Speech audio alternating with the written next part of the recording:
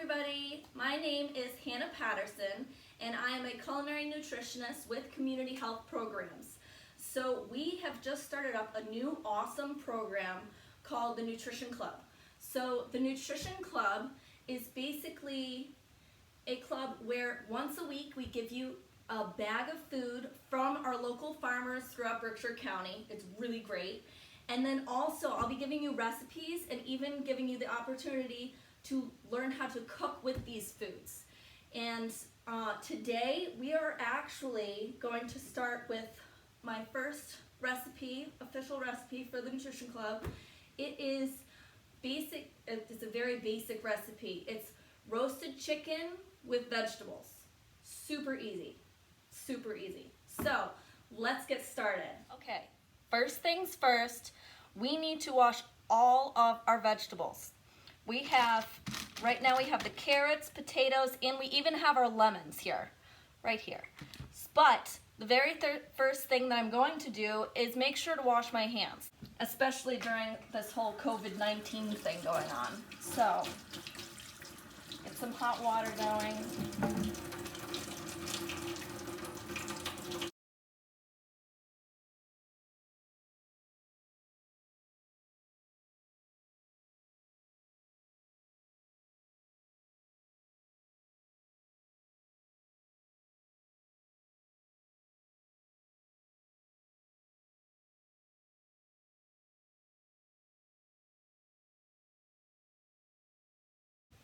Okay, so now I'm going to wash all my vegetables. I'm going to put them in a colander. That way it keeps everything nice and easy together, and I can just pull it out and let it dry. Here we go. All my potatoes. Throw everything in there.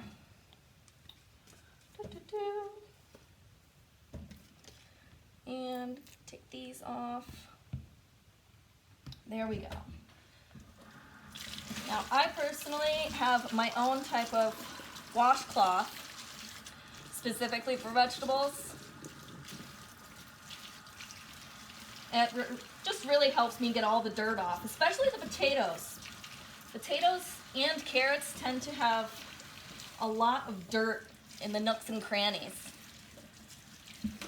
Make sure everything's nice and rinsed off.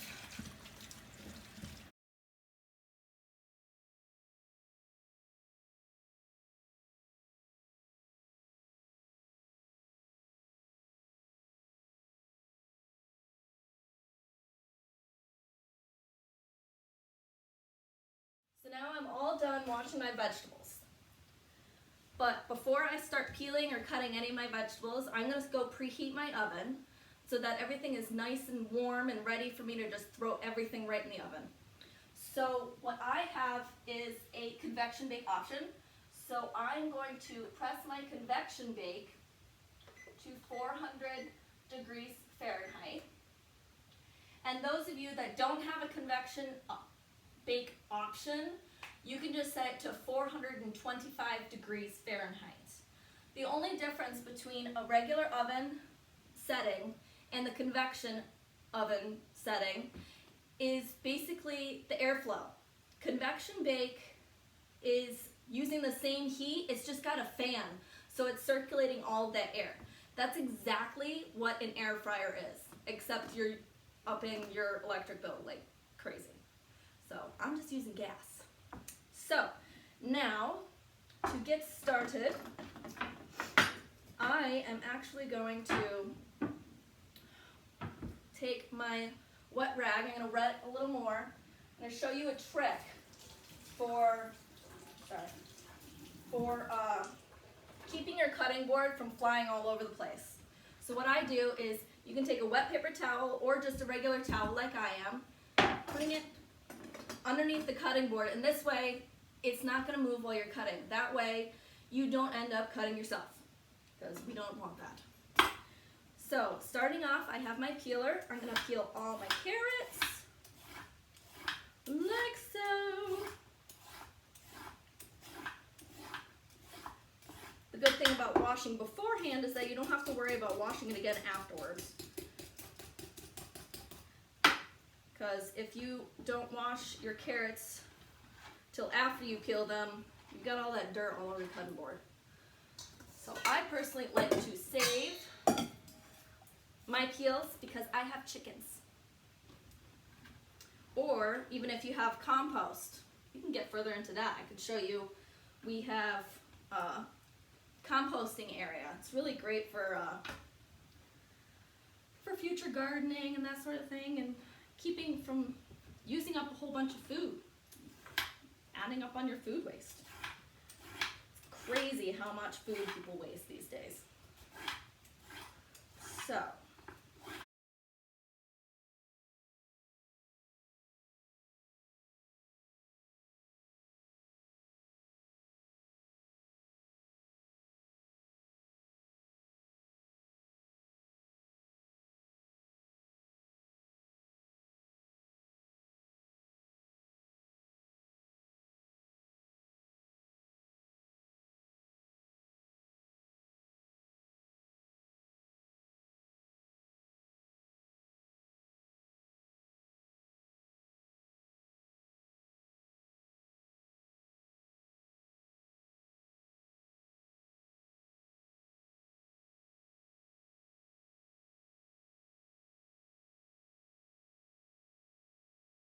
now I've got my carrots nice and peeled. What I'm going to do is cut off the ends. And I'm going to put that in my bin for my chickens as well.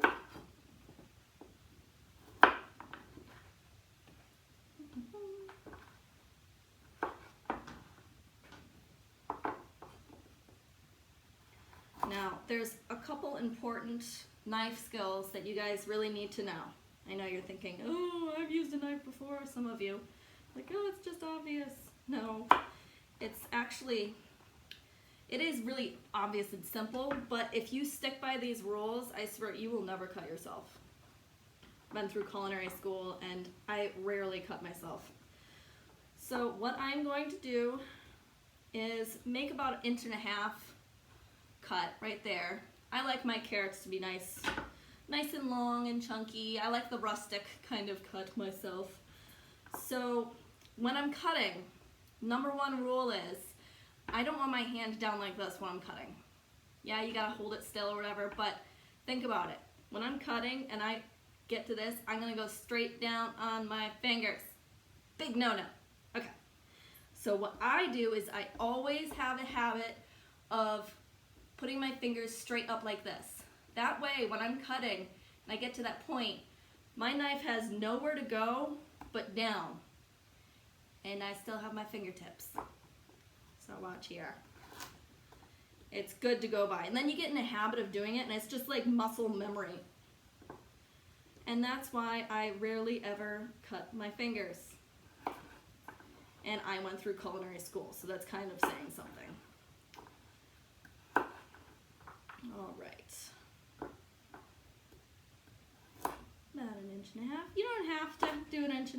You can do however you want, just as long as everything is about the same size. All your cuts are about the same size. That's way it cuts evenly, and there's not things cooked like more well done than the other.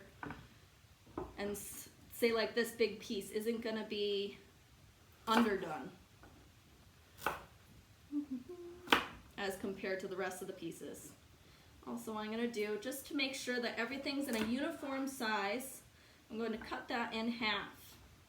And what I like to do also is once I cut it in half, you want the flat end on the board. That way it's not going to slip away on you like this guy if I go and do pieces.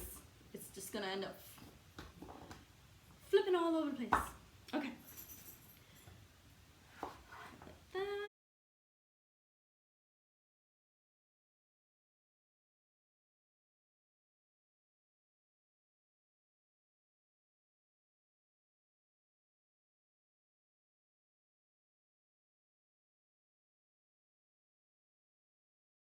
Just throw all these together in a bowl.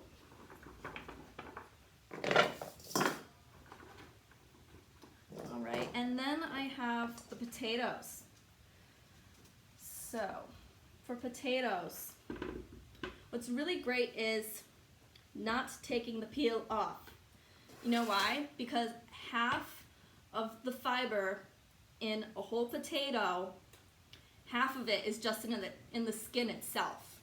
So fiber is really important, especially when concerning diabetes of any sort, because it will slow down how quickly you digest it. It's really great in controlling your glucose levels. So what I'm going to do is cut all my potatoes in half. Now these ones are Red Bliss potatoes. I really like these ones. They taste really good. And they're nice and cute and small. And this way I only have to cut them in half.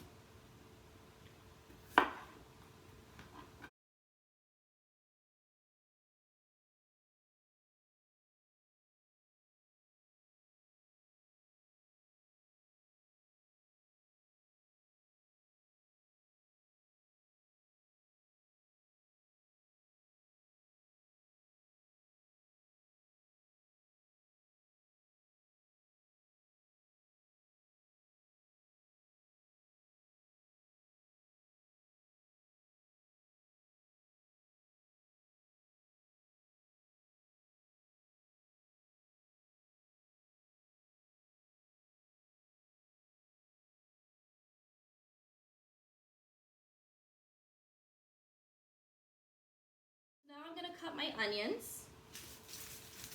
Alright, so I actually got a whole bunch of tiny onions. So I'm going to use a couple of these, but normally you should just use like one medium onion if you want. That looks just about right. Now, what I'm going to do first off is cut the tip. See that? The tip of the onion right off. There we go. Now this way, once again, we have a flat surface, so it's not going to be going and slipping anywhere when I'm trying to cut into it. So I'm going to cut this in half after cutting the top off, and then that way it's easy to peel the onion. So that last layer, just take it right off.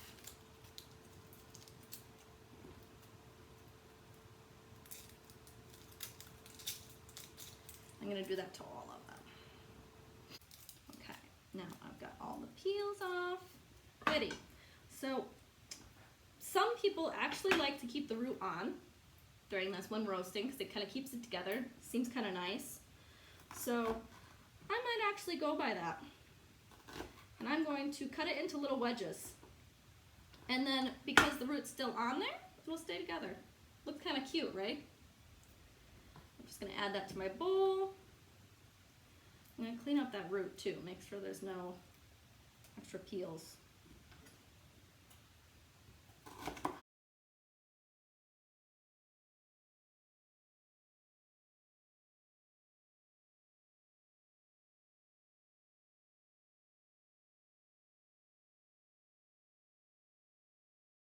I'm going to put that to the side. I've got all my veggies in here, my onions, carrots, potatoes.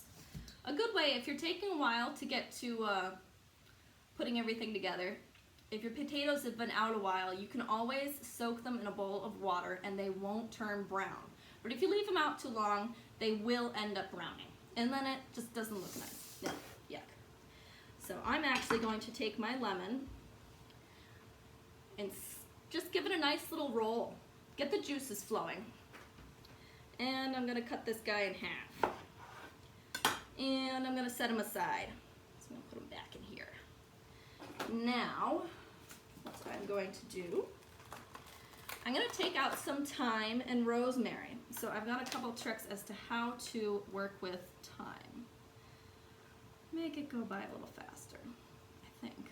These are really cut up pretty small.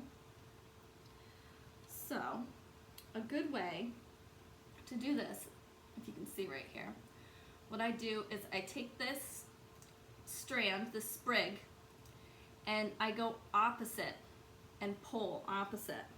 So all the leaves are just going to come right off. That way, when you're working with all these herbs and everything, you won't get nothing but stick, which is not entirely appetizing.